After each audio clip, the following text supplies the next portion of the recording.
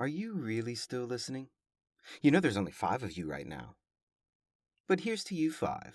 Welcome. Don't adjust your dial.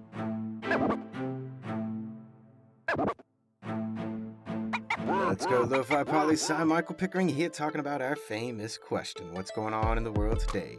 And today we're bringing you another Tuesday's Top 10 list. And today we're doing the top 10 countries with the lowest percentage of the population that live in urban areas. Or an easier way to think about it, 10 most rural countries on Earth. That's right, it's the opposite end of the list that we did last week. Last week we did the 10 most urban countries. This week, the 10 most rural countries. And our data come from the World Bank 2021 data with a definition of urban population that refers to people living in urban areas as defined by national statistical offices, meaning each country does their own urban versus rural, and then the World Bank compiles it all, and that's how we get to where we at today. Now, without any further delay, to the list we go, and tied for number 10, Nepal and South Sudan, with 79% of the population living in rural areas. And tied for number 8 is St. Lucia and Sri Lanka, both having 81% of the population living in rural areas. Next, coming in at and tied for number 6, Samoa, Malawi, and Rwanda, all having 82% of their populations living outside of cities. Now, the only country that isn't tied with anyone else is Niger, with 83% of the population having a rural lifestyle. And finally, coming in at and tied for number 2 and number 1, however you want to talk about it, the least urban countries in the world, the most rural countries in the world, Liechtenstein and Burundi, both having 86% of their populations living in rural areas. That's the vast majority of the population of a country living outside of a city. But of course, by now you're probably all asking, so what? Who cares? Why does this even matter? Maybe it does, maybe it doesn't. But to the 5 of you still listening, I think you already know it does. Because you see, this list of countries, listen to all of them together again: Nepal, South Sudan, St. Lucia, Sri Lanka, Samoa, Malawi, Rwanda, Niger, Burundi, Liechtenstein. You know what they all have in common, with the exception of Liechtenstein? Every single one of these most rural countries in the world, they are some of the most developing countries in the world. Some of the poorest in the world, in fact.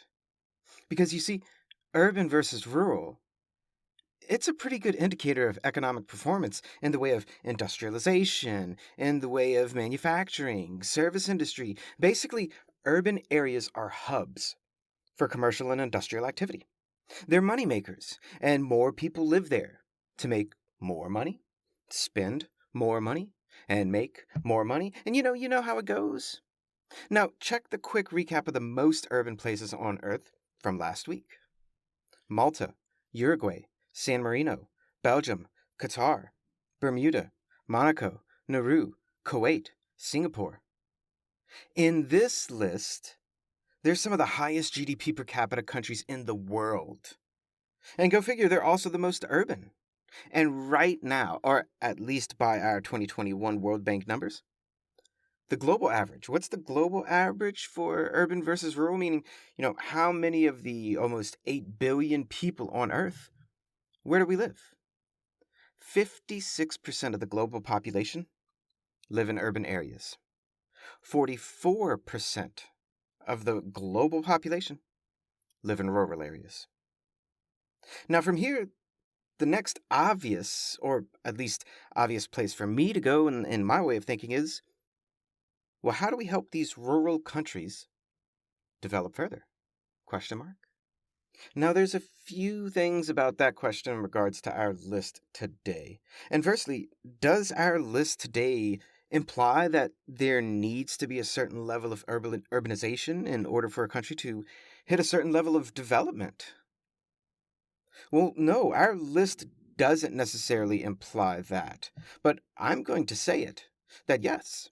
In the absence of natural resources, or abundant natural resources, or abundant and extremely valuable natural resources, A country needs to diversify its economy in order to prosper, at least economically, because, let's be real, money doesn't buy happiness, but it does feed your family.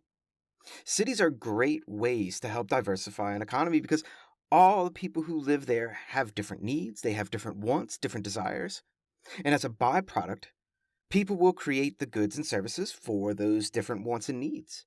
And thus, different industries will pop up and blossom in an urban center that don't pop up in rural areas because there's not enough people living close to it in order to do that kind of business in that specific industry, in order to keep those means profitable. Urban dwelling puts people in close proximity to each other. It makes the selling of goods and services cheaper because you don't have to travel in order to get them. Remember, time is money, and it takes time to travel long distances for economic transactions. Thus, the further something has to travel, either the more expensive it's going to be, or you're simply not going to be able to get it in a rural area in the world. But this, I think, may just be the beginning of a larger conversation we're going to have all summer long. Perhaps it's time that we stop talking about measuring development, but let's talk about how to develop. And that's this Tuesday's Top 10 list. And remember, you are me, and together, we are Lo-Fi Poli Sci. Talk to you tomorrow, Lo-Fi listeners. Pickering, signing off.